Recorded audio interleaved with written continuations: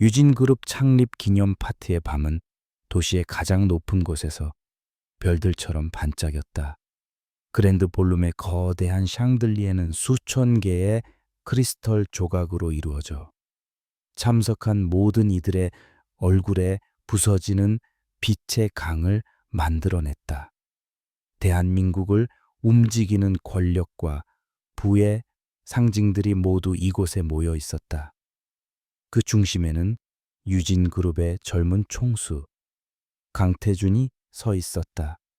그의 맞춤 제작된 턱시도는 그의 넓은 어깨와 단단한 체격을 완벽하게 드러냈고 그의 얼굴에는 지루함과 오만함이 뒤섞인 미소가 걸려 있었다. 강태준은 샴페인 잔을 가볍게 흔들며 자신에게 아첨하는 사람들의 무리를 무심한 눈으로 훑어보았다. 그의 시선은 파티장의 한쪽 구석에 조용히 서 있는 한 여자에게 멎었다. 이서연, 그의 연인이었다. 그녀는 화려한 보석이나 눈에 띄는 드레스 없이도 차분한 우아함으로 주변의 모든 소음과 분리된 섬처럼 보였다. 하지만 오늘 밤 태준의 눈에는 그 모습이 더 이상 매력적으로 보이지 않았다. 오히려 그것은 그의 야망에 어울리지 않는 초라함으로 느껴졌다. 그는 결심했다. 정계의 거물인 박 의원의 딸과의 약혼이 눈앞에 있었다. 이서연과의 관계는 이제 정리해야 할 과거일 뿐이었다. 그는 조용하고 깔끔한 이별을 원하지 않았다. 그는 그녀가 자신의 발밑에서 무너지는 모습을 보고 싶었다. 그것이 그의 권력을 확인하는 방식이었고, 그녀에게 감히 자신을 떠난 후에도 다른 삶을 꿈꾸지 못하게 만들 쐐기였다. 그는 서연에게 다가갔다. 그의 걸음걸이는 마치 사냥감을 향해 나아가는 포식자처럼 단호하고 위협적이었다. 여기서 혼자 뭘 하고 있어? 그의 목소리는 부드러웠지만 그 안에는 서늘한 칼날이 숨겨져 있었다. 서연은 그를 향해 고개를 돌렸다. 그녀의 눈은 깊고 고요한 호수 같았다. 그냥 사람들이 구경하고 있었어요. 다들 행복해 보이네요. 그녀의 대답은 평온했다. 태주는 그녀의 그런 점이 처음에는 마음에 들었지만 이제는 그의 신경을 긁는 무미 건조함으로 느껴졌다. 그는 일부러 더 많은 사람들이 들을 수 있도록 목소리를 살짝 높였다. 행복 이 자리에서 행복을 논하는 건 당신뿐일 거야. 당신은 이 자리에 어울리지 않아. 서연, 당신의 저 드레스 좀 봐. 내가 사준 것들 중에 가장 가치 없는 것을 골라 입은 건가? 아니면 이게 당신의 수준을 보여주는 건가? 그의 말은 날카로운 비수처럼 날아와 그녀에게 꽂혔다. 주변의 몇몇 사람들이 그들의 대화에 귀를 기울이기 시작했다. 서연의 얼굴에는 미세한 떨림도 없었다. 그녀는 그저 조용히 그를 바라볼 뿐이었다. 그녀의 침묵은 태준을 더욱 자극했다. 그는 그녀의 반응 없음에 분노를 느꼈다. 그는 그녀가 울고 변명하고 매달리기를 바랐다. 왜 말이 없지? 내 말이 틀렸나? 당신은 언제나 그렇게 유령처럼 조용히 서 있기만 하지. 내 옆에 서 있을 자격이 있는 여자라면 이 자리의 모든 사람들을 압도할 카리스마를 가져야 해. 당신에겐 그런 게 없어. 그의 목소리는 이제 노골적인 경멸로 가득 차 있었다. 사람들의 웅성거림이 파도처럼 퍼져나갔다. 서연은 마침내 입을 열었다. 그녀의 목소리는 작았지만 그 어떤 고함보다도 선명하게 들렸다. 제가 회장님 옆에 서 있을 자격이 있는지 없는지는 없는지는 회장님이 판단할 문제가 아니에요. 그건 제 자신만이 판단할 수 있는 거죠. 그 순간 태준의 이성의 끈이 끊어졌다. 감히 이 여자가 자신의 권위에 도전하려 하는가. 그는 그녀를 완전히 짓밟아 다시는 일어서지 못하게 만들어야 했다. 그의 손이 허공을 갈랐다. 짝하는 날카로운 소리가 웅장한 클래식 음악을 뚫고 볼룸 전체에 울려 퍼졌다. 시간은 순간 멈췄다. 모든 시선이 그들에게 고정되었다. 서연의 고개가 옆으로 돌아갔고 그녀의 하얀 뺨 위로 선명한 붉은 손자국이 피어올랐다. 태주는 거친 숨을 몰아쉬며 자신의 행동에 만족했다. 이제 모두가 보았다. 이서연은 강태준에게 버림받은 여자라는 것을. 이제 그녀는 수치심 속에서 사라질 것이다. 하지만 서연은 울지 않았다. 그녀는 천천히 고개를 다시 돌려 태준을 정면으로 마주했다. 그녀의 눈은 더 이상 고요한 호수가 아니었다. 그것은 모든 것이 얼어붙은 겨울의 빙원이었다. 그 눈에는 슬픔도 분노도 원망도 없었다. 오직 완전한 공허와 무관심만이 존재했다. 마치 그녀의 눈앞에 서 있는 남자가 그녀의 삶에 단 한 번도 존재하지 않았던 낯선 사람인 것처럼. 그녀는 그를 보고 있었지만 그를 통해 먼 곳을 보고 있는 듯했다. 그녀는 아무 말도 하지 않았다. 그녀는 그저 몸을 돌렸다. 그녀의 발걸음은 비틀거림 없이 단호하고 곧았다. 그녀는 자신에게 쏟아지는 동정과 경멸의 시선들을 뚫고 파티장을 가로질러 나아갔다. 그녀의 뒷모습에는 어떤 미련이나 상처의 흔적도 보이지 않았다. 그것은 끝을 고하는 모습이 아니라 새로운 시작을 향해 나아가는 전사의 모습과도 같았다. 강태준은 그 자리에 못 박힌 듯 서서 차갑게 식어가는 그녀의 뒷모습을 바라보았다. 그는 자신이 이겼다고 생각했지만 설명할 수 없는 무모할 수 없는 불안감이 그의 심장을 옥죄기 시작했다. 다음 날 새벽 서울의 스카이라인이 희미한 빛에 잠겨 있을 때 이서연은 이미 잠에서 깨어 있었다. 그녀는 도시 전체가 내려다 보이는 펜트하우스의 거대한 통유리창 앞에 서서 마지막으로 자신이 살았던 공간을 둘러보았다. 모든 가구와 장식품은 강태준의 부와 취향을 과시하고 있었지만 이제 그녀에게는 차가운 박물관의 전시품처럼 느껴질 뿐이었다. 그녀의 마음속에는 미련이나 슬픔 대신 길고 무거운 연극의 막이 내렸다는 안도감만이 감돌았다. 그녀는 침실로 돌아가 자신이 처음 이 집에 들어올 때 입고 왔던 낡은 청바지와 평범한 스웨터로 갈아입었다. 드레스룸에 가득 찬 명품 옷과 가방들, 보석함 속에서 잠자고 있는 화려한 장신구들에는 눈길조차 주지 않았다. 그것들은 그녀의 것이 아니었다. 그것들은 강태준이라는 남자가 이서연이라는 인형에게 입혔던 의상일 뿐이었다. 그녀는 대리석 테이블 위에 펜트하우스의 키카드와 그가 주었던 블랙카드를 조용히 내려놓았다.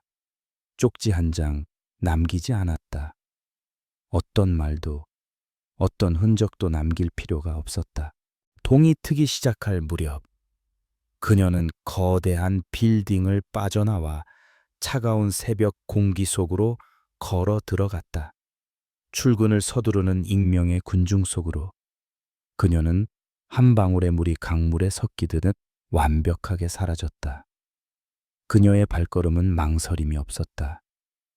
과거를 향한 문을 닫고 미래가 어디로 향할지 모르는 채 그저 앞으로 나아갈 뿐이었다. 서울역으로 향하는 버스 안에서 그녀는 창밖으로 빠르게 스쳐 지나가는 도시의 풍경을 무표정하게 바라보았다. 같은 시각, 강태준은 자신의 거대한 침대에서 만족스러운 미소와 함께 눈을 떴다. 그는 서연이 사라졌을 것이라 예상했다. 어젯밤의 모욕은 그녀가 감당하기에는 너무나 컸을 것이다.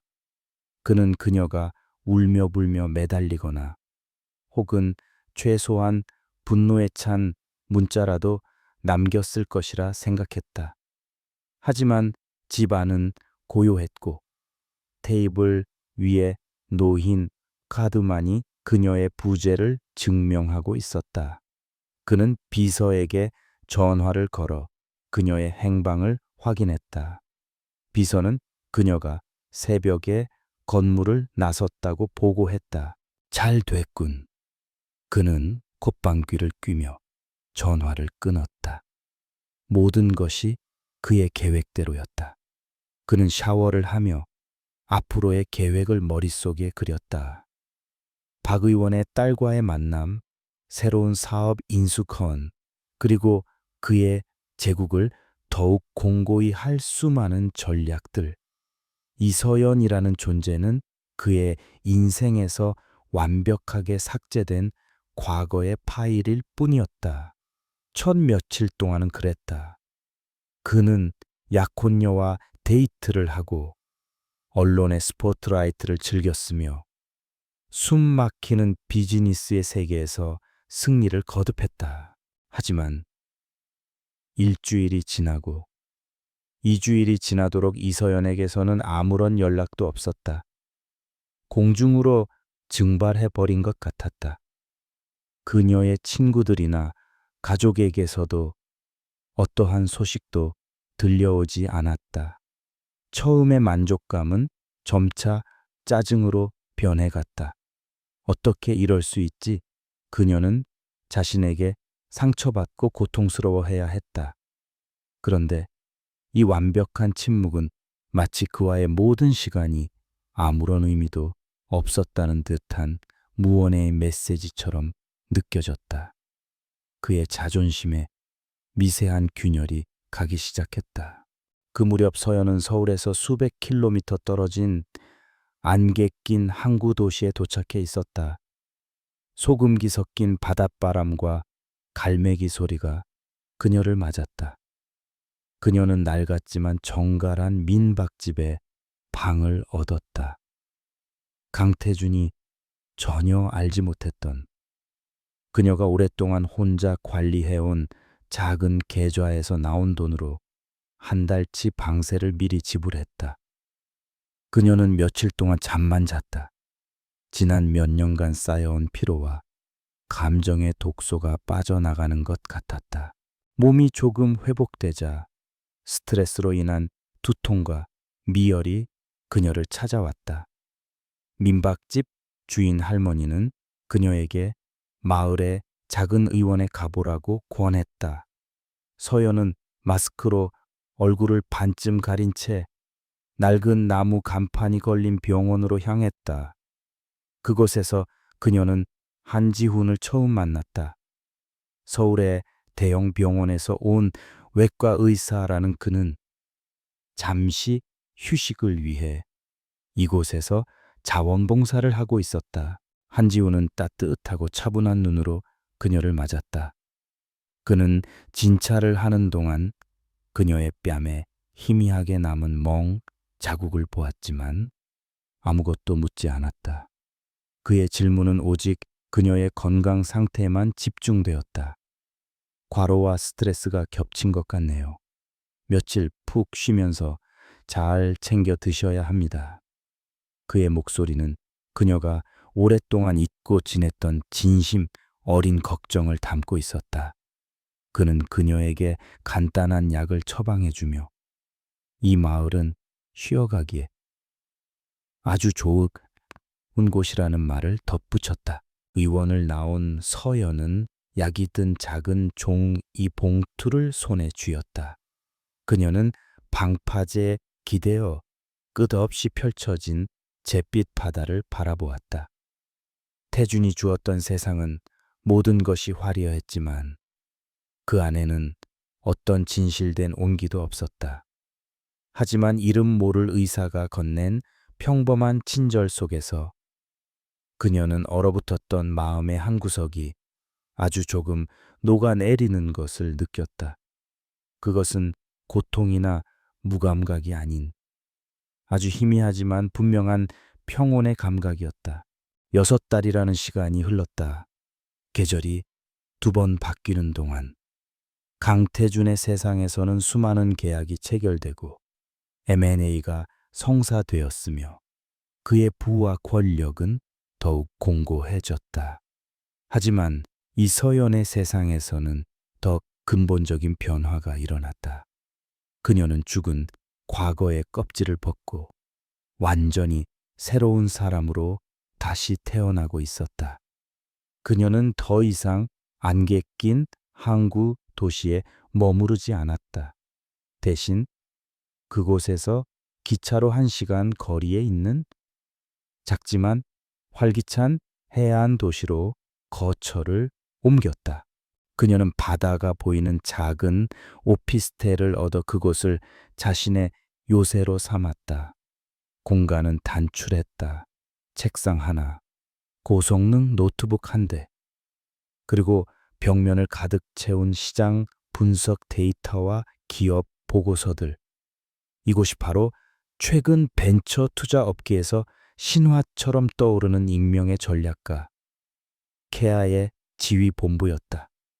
그녀는 자신의 과거를 완벽히 지우고 오직 실력만으로 세상과 소통하기 시작했다. 그녀의 첫 고객은 파산 직전의 작은 IT 스타트업이었다. 서연은 그 회사의 재무제표와 시장 데이터 속에서 대기업들이 놓치고 있는 아주 작은 틈새를 발견했다. 그녀는 암호화된 이메일을 통해 정확하고 대담한 전략을 제시했다. 회사는 그녀의 지시대로 움직였고 몇 달 만에 기적처럼 회생하여 업계를 놀라게 했다. 이 성공은 입소문을 탔고 곧 K라는 이름은 절박한 상황에 놓인 작은 기업들 사이에서 마지막 희망의 동의어가 되었다. 그녀는 자신의 정체를 철저히 숨겼고 높은 수임료 대신 성공에 따른 지분을 요구하며 자신의 가치를 증명해 나갔다. 그녀의 삶에 다시 온기가 깃들기 시작한 것은 한지훈 덕분이었다. 서울의 대형 병원으로 돌아갈 예정이었던 그는 서연이 걱정되어 자원봉사 기간을 연장했고 결국 이 작은 해안 도시의 종합병원으로 자리를 옮겼다. 그는 그녀의 사적인 영역을 존중해 주었지만 꾸준히 그녀의 삶에 노크했다. 그는 저녁 늦게 퇴근하는 길에 그녀가 좋아할 만한 따뜻한 수프를 사들고 찾아오곤 했다. 오늘도 밤새 일만 한 건 아니죠. 지우는 그녀의 책상 위에 놓인 수프 그릇을 보며 부드럽게 물었다. 그의 목소리에는 비난 대신 따뜻한 걱정이 담겨 있었다. 서연은 모니터에서 눈을 떼고 옅은 미소를 지었다. 조금요. 곧 끝나요. 그녀의 대답에 지우는 고개를 저으며 그녀를 식탁으로 이끌었다. 일도 좋지만 서연 씨 건강이 먼저예요. 이 세상에 그 무엇도 사람보다 중요할 순 없어요. 그들은 함께 소박한 저녁을 먹으며 일상적인 대화를 나누었다. 병원의 소소한 이야기들, 새로 개봉한 영화 이야기, 시장, 상인들의 넉넉한 인심에 대한 감탄. 지우는 그녀의 일에 대해 깊이 묻지 않았다. 그저 그녀가 다시 자신의 삶을 열정적으로 살아가고 있다는 사실 자체를 기뻐하고 응원해 줄 뿐이었다. 그의 존재는 서연에게 세상에는 계산이나 조건 없이 순수한 마음으로 관계를 맺을 수 있는 사람도 있다는 것을 가르쳐 주었다. 한편 서울의 강태주는 거대한 성공의 정점에서 여전히 세상을 내려다보고 있었다. 그는 유진그룹의 수권 사업이었던 바이오 기업 인수를 성공적으로 마무리했고, 약혼녀인 박 의원의 딸과 함께 연일 언론의 헤드라인을 장식했다. 그는 이서연이라는 이름을 거의 잊었다고 생각했다.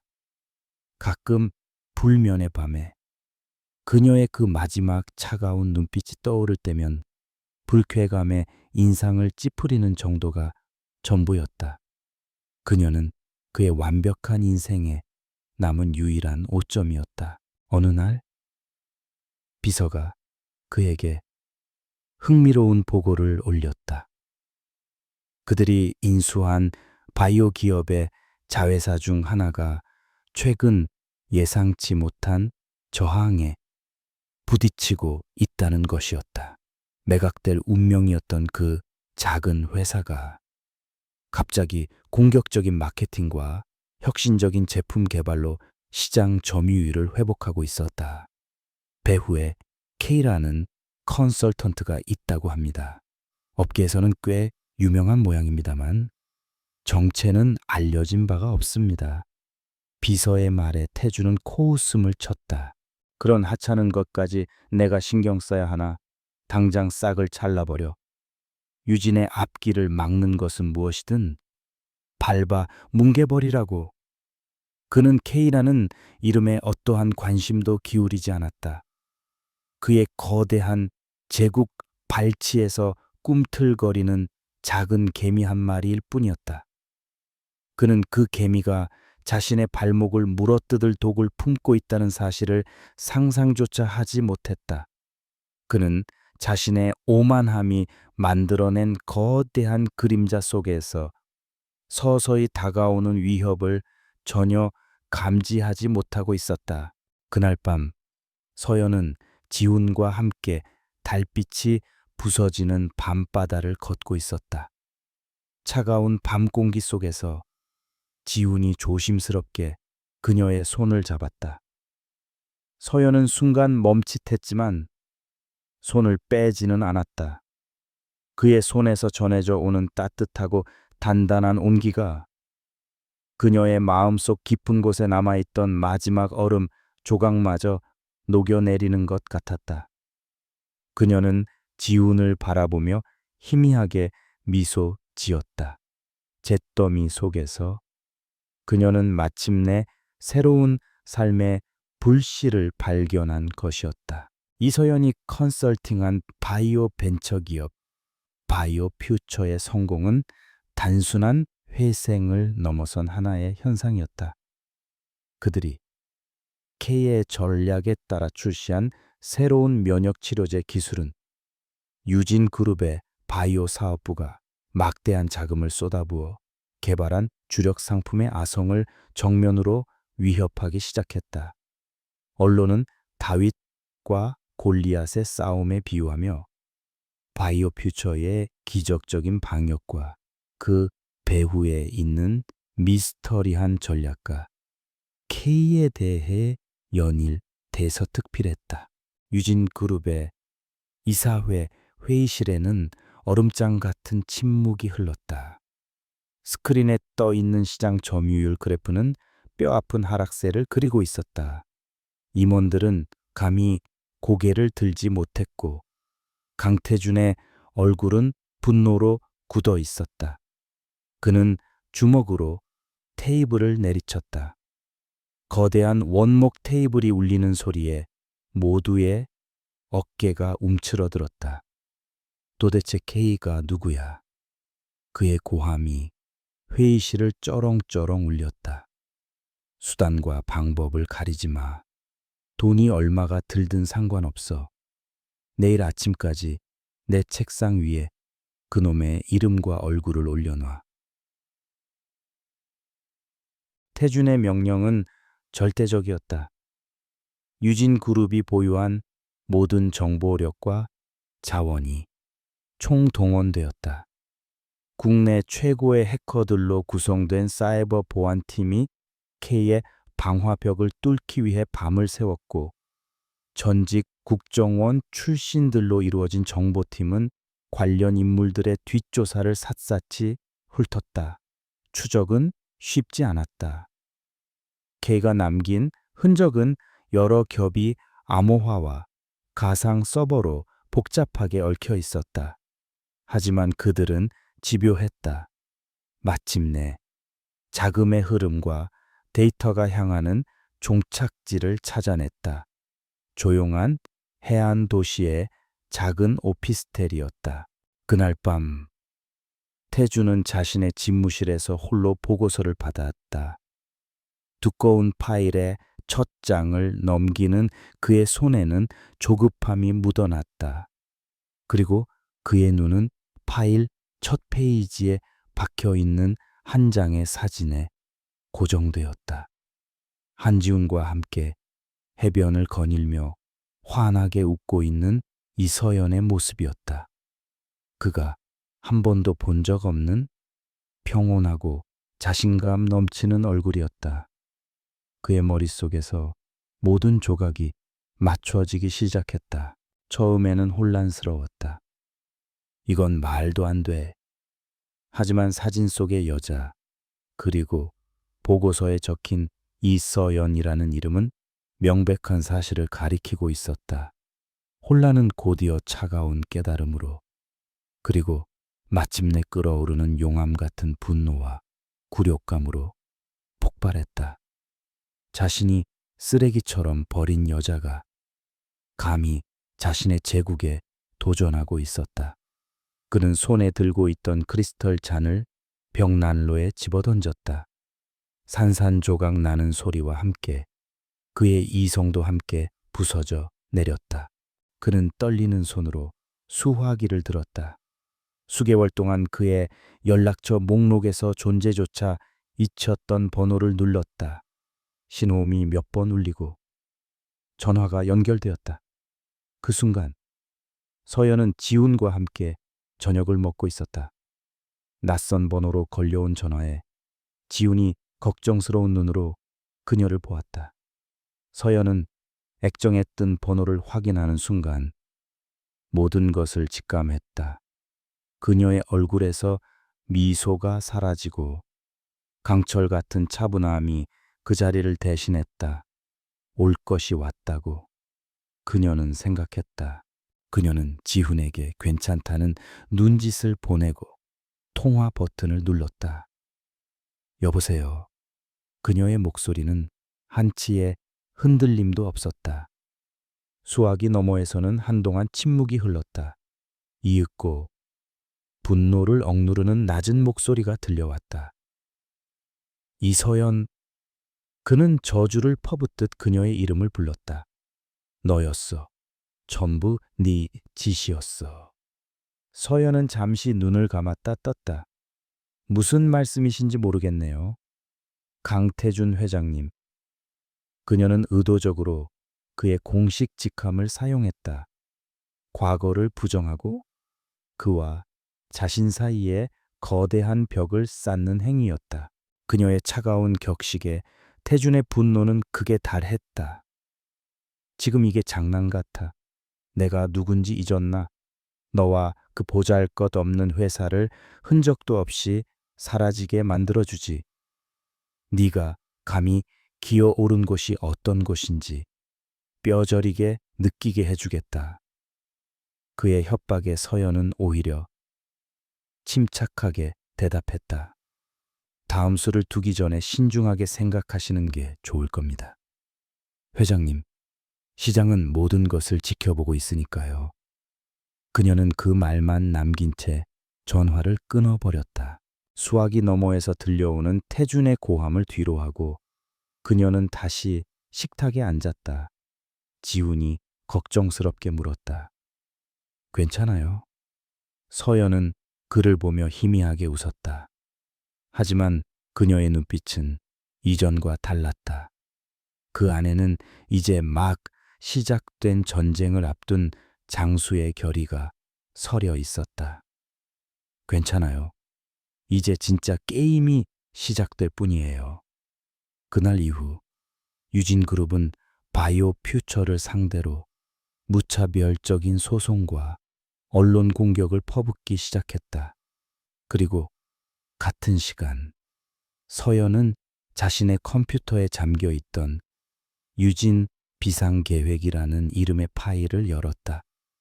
그 안에는 지난 몇 년간 그녀가 분석하고 정리해 온 유진그룹의 제국을 뒤흔들 수 있는 치명적인 정보들이 잠들어 있었다. 강태준의 방역은 거대한 해일처럼 바이오 퓨처를 덮쳤다. 유진그룹의 법무팀은 특허 침해, 허위 광고, 영업 비밀 절도 등 온갖 명목을 내세워 수십 건의 소송을 제기했다. 그들의 목적은 승소가 아니었다. 소송 과정을 통해 상대의 자금과 시간을 고갈시키고 시장에 부정적인 인식을 심어 스스로 무너지게 만드는 것이었다. 동시에 태준이 통제하는 언론사들은 바이오 퓨처의 신약 기술에 대한 의혹을 제기하는 기사를 쏟아내기 시작했다. 바이오 퓨처는 창사 이래 최대 위기를 맞았다. 주가는 연일 폭락했고 투자자들의 항의 전화가 빗발쳤으며 직원들은 동요하기 시작했다.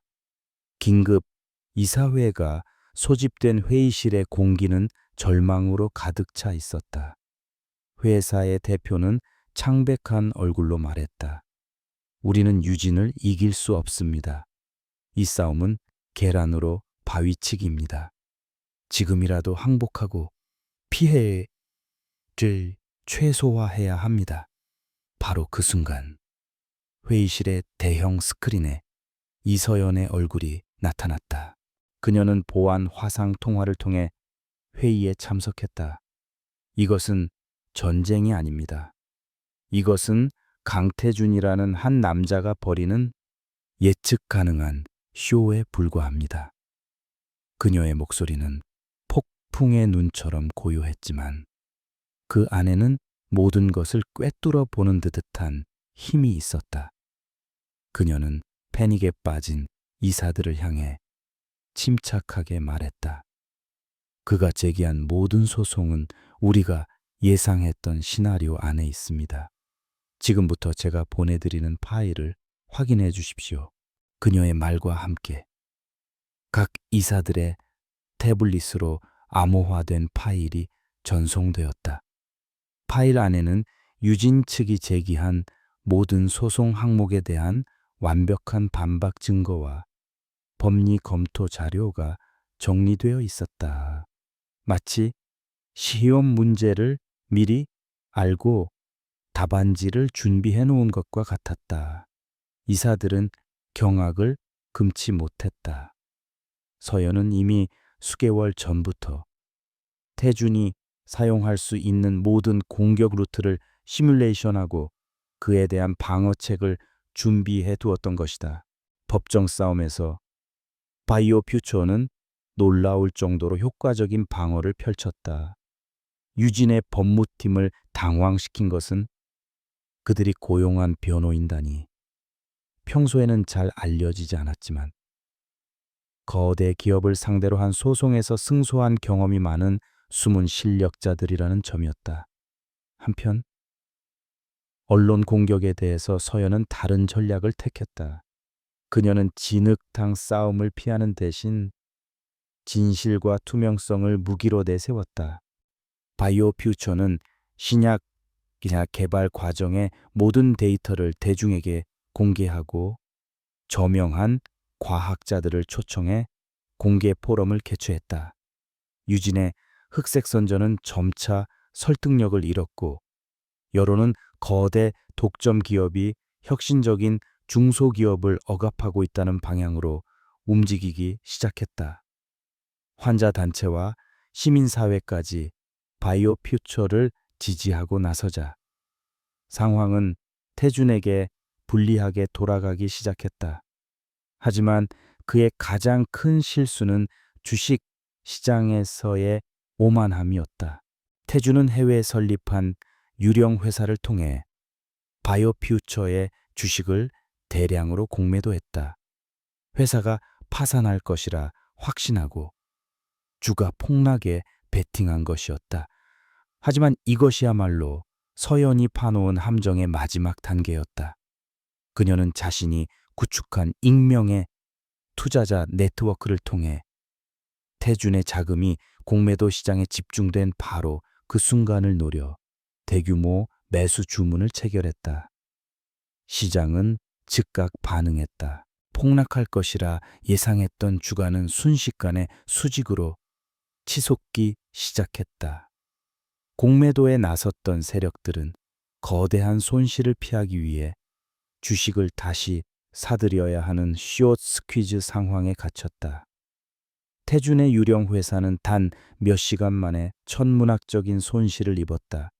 더 큰 문제는 이 과정에서 그의 불법적인 비자금 계좌의 존재가 금융감독 당국에 포착되었다는 사실이었다. 그는 자신의 덫에 스스로 걸려든 셈이었다. 강태준은 자신의 사무실에서 모니터에 그려진 붉은 그래프를 보며 망연자실했다. 그는 자신이 짓밟으려 했던 벌레가 사실은 자신보다 세 수를 더 내다보는 체스 마스터였다는 사실을 깨달았다. 그의 오만함은 처음으로 차가운 공포로 변했다. 그날 밤 서연은 자신의 오피스텔에서 승리의 데이터를 확인하고 있었다. 팽팽했던 긴장이 풀리자 극심한 피로가 몰려왔다. 그때 지훈이 조용히 들어와 그녀의 굳은 어깨를 부드럽게 마사지하기 시작했다. 이제 좀 쉬어도 괜찮아요. 혼자 싸우는 거 아니니까. 그의 따뜻한 말에 서연은 눈을 감고 그의 손길에 몸을 맡겼다. 마지막 일격을 위한 힘을 비축해야 했다.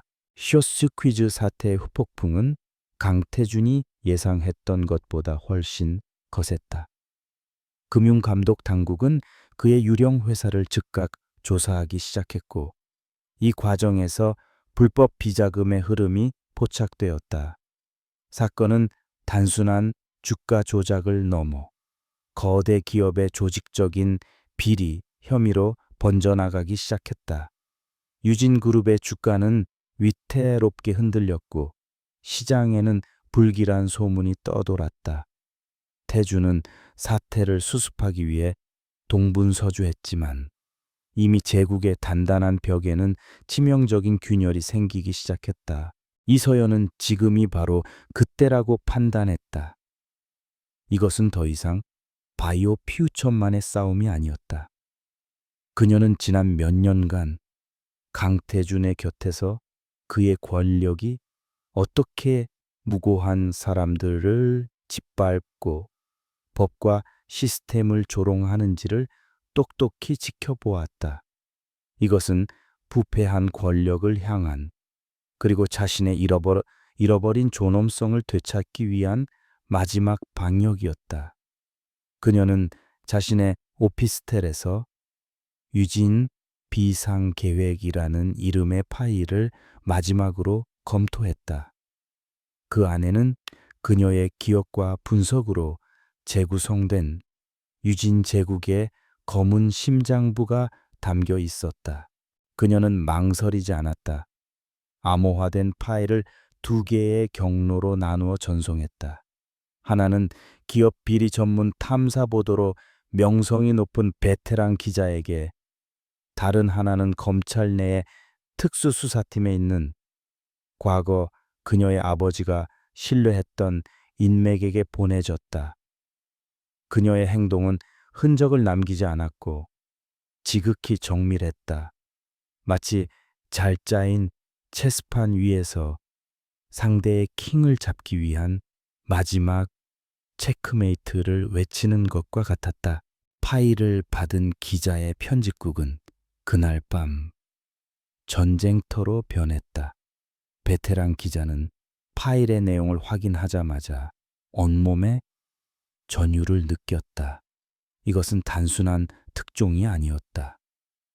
대한민국의 정재계를 뒤흔들 거대한 폭탄이었다. 팀 전원 비상 소집해. 오늘 밤 우리는 괴물을 잡는다. 그의 외침과 함께 편집국의 모든 불이 환하게 켜졌다. 그들은 밤새도록 서연이 보내온 자료에 팩트를 확인하고 크로스체크하며 기사를 작성해 나갔다. 다음 날 아침 세상은 뒤집혔다. 모든 신문의 한 면과 방송사의 메인 뉴스가 유진그룹 게이트로 도배되었다. 기사의 내용은 충격적이었다. 강태준이 수십 개의 유령 회사를 통해 비자금을 조성하고 정관계 인사들에게 조직적으로 뇌물을 상납했으며 과거의 M&A 과정에서 불법적인 시세 조종을 저질렀다는 구체적인 증거들이 낱낱이 공개되었다. 서연이 제공한 회계장부 사본과 내부 문서, 통화 기록 녹취 파일은 빼도 박도 못하는 물증이었다. 유진그룹은 순식간에 혼돈에 휩싸였다. 주가는 개장과 동시에 폭락했고 성난 투자자들의 항의가 빗발쳤다. 어제까지만 해도 태준에게 아첨하던 이사들은 이제 그에게 모든 책임을 떠넘기며 사퇴를 요구했다. 태준은 자신의 사무실에서 수십 개의 모니터를 통해 자신의 제국이 실시간으로 무너져 내리는 광경을 속수무책으로 지켜보았다. 그는 미친 사람처럼 전화를 돌렸다.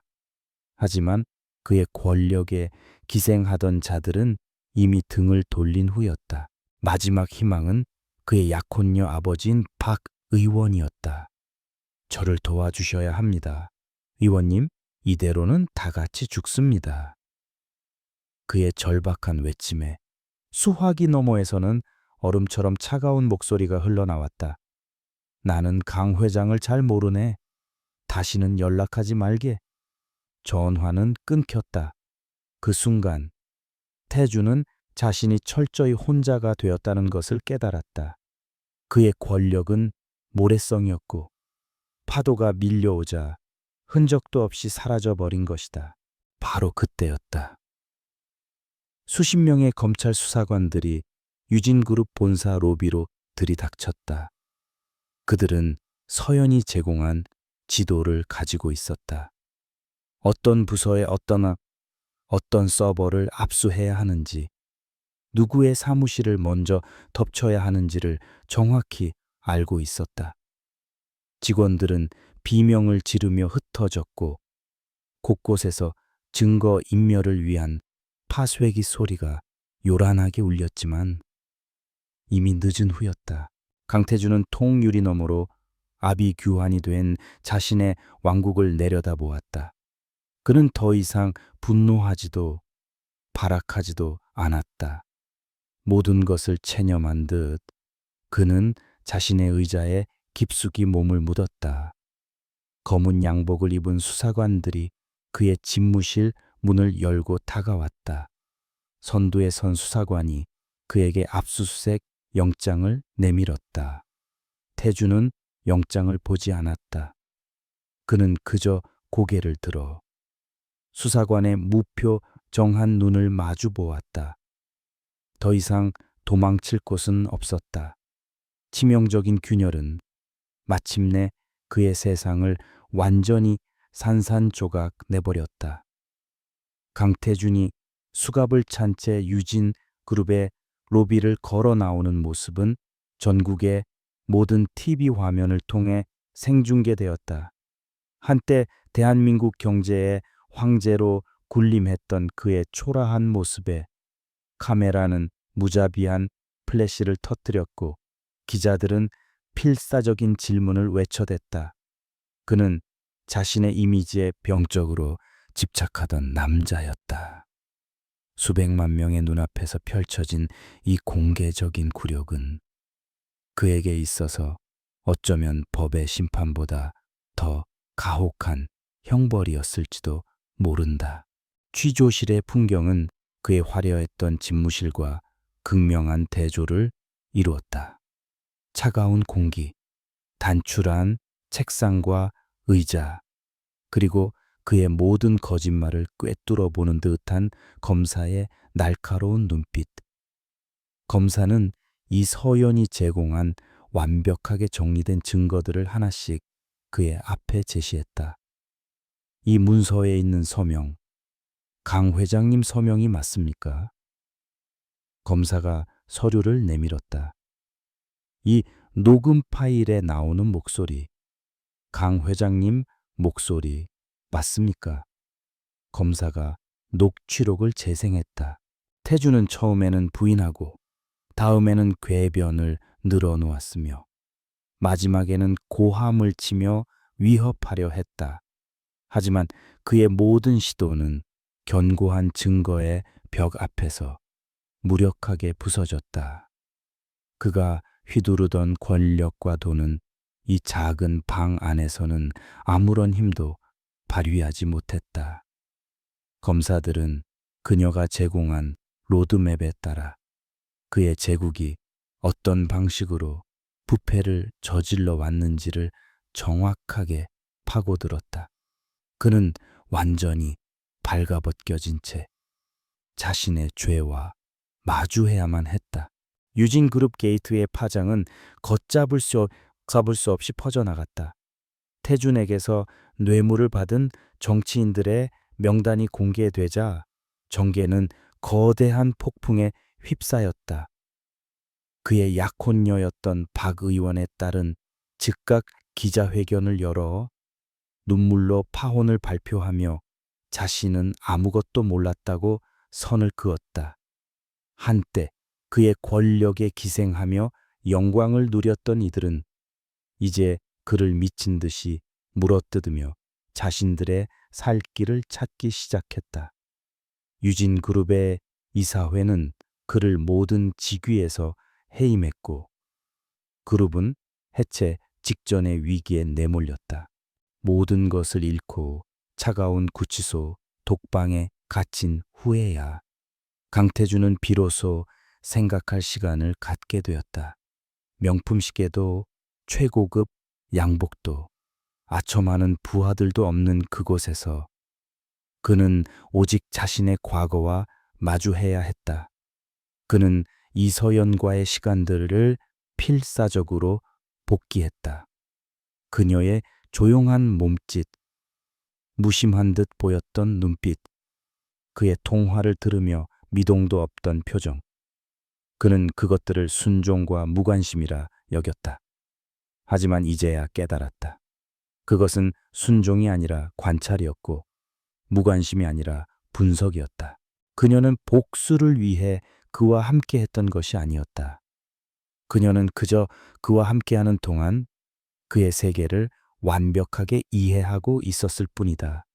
그가 그녀의 뺨을 때렸던 그날 밤, 그는 관계의 끝을 고했다고 생각했다. 하지만 그것은 끝이 아니라 그녀가 준비해온 거대한 방역의 시작을 알리는 신호탄에 불과했다. 그는 자신의 오만함이 얼마나 어리석었는지를 뼈저리게 후회했다. 그는 변호사를 통해 이 모든 몰락의 설계자인 그녀와 접촉을 시도했다.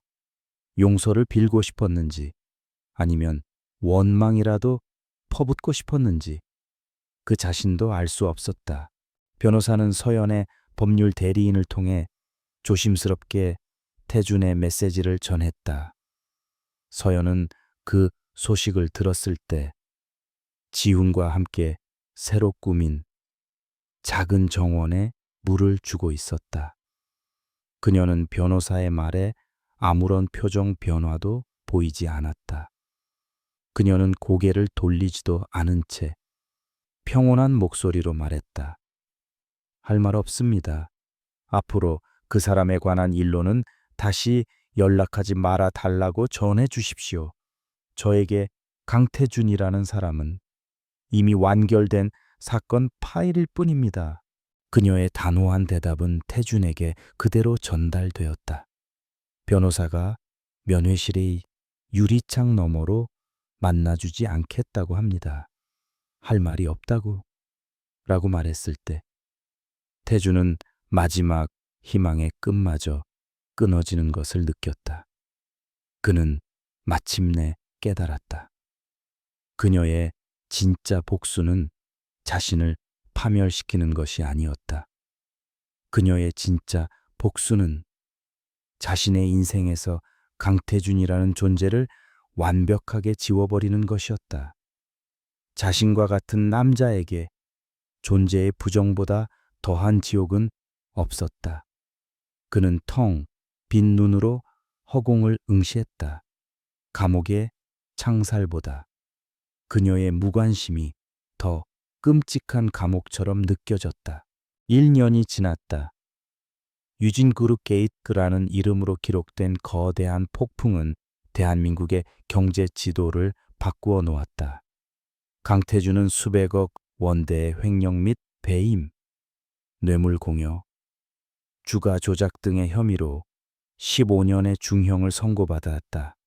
한때 철옹성 같았던 유진그룹은 해체되어 여러 경쟁사에게 조각조각 팔려나갔고 강태준이라는 이름은 비즈니스 세계에서 오만한 자기 파괴의 상징으로 남았다.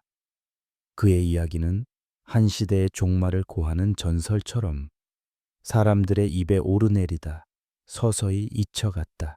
하지만 이 모든 폭풍의 시작점에 있었던 이서연의 삶은 비온 뒤 맑게 개엔 하늘처럼 평온하게 이어지고 있었다. 그녀는 더 이상 K라는 이름으로 살지 않았다. 바이오퓨처의 성공과 유진그룹의 몰락 이후 전략가 K의 명성은 정점에 달했다. 국내외 유수의 기업에서 천문학적인 액수의 스카우트 제의가 쏟아졌지만 그녀는 모든 것을 거절했다. 대신 그녀는 자신의 작은 컨설팅 회사를 가능성 있는 젊은 기업가에게 헐값에 넘겼다. 돈이나 명예는 더 이상 그녀에게 중요하지 않았다. 그녀는 이제 온전히 이서연이라는 이름으로 한지훈과 함께 해안 도시의 작은 집에서 살고 있었다. 바다가 내려다 보이는 언덕 위에 자리한 그들의 집에는 그녀가 직접 가꾸는 작은 정원이 있었다. 그녀는 흙을 만지고 씨앗을 심고 꽃이 피어나는 것을 보며 지난 시간 동안 잃어버렸던 삶의 평범한 기쁨들을 하나씩 되찾아갔다. 그녀의 얼굴에서는 과거의 그늘이나 긴장감을 더 이상 찾아볼 수 없었다.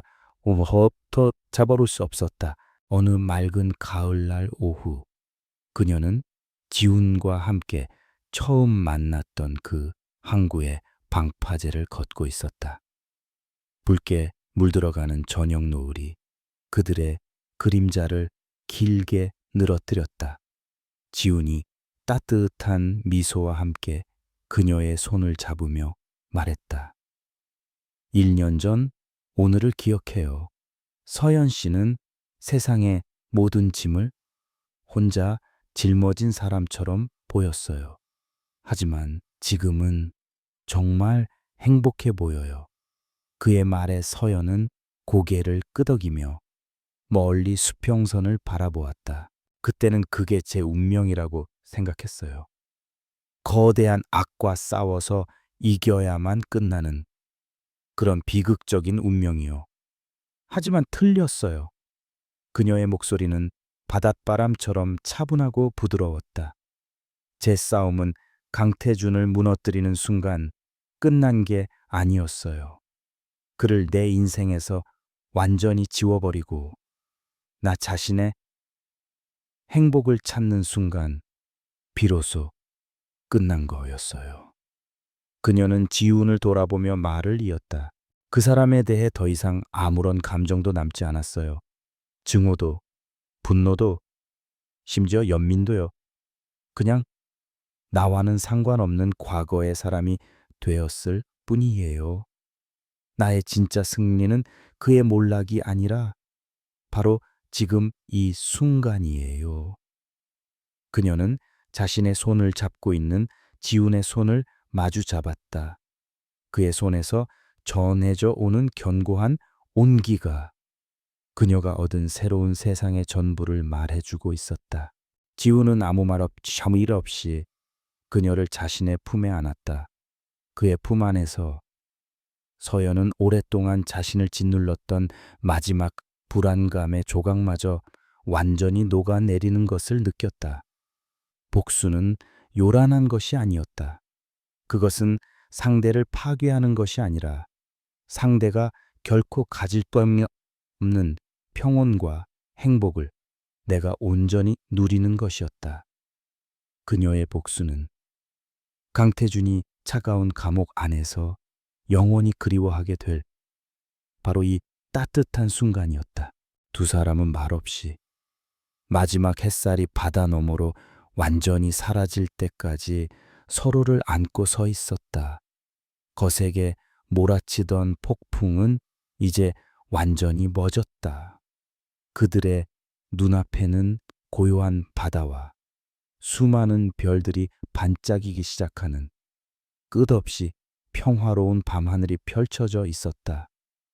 그것은 새로운 시작을 축복하는 세상의 약속과도 같았다. 이서연의 길고 길었던 싸움은 마침내 완전한 행복 속에서 막을 내렸다.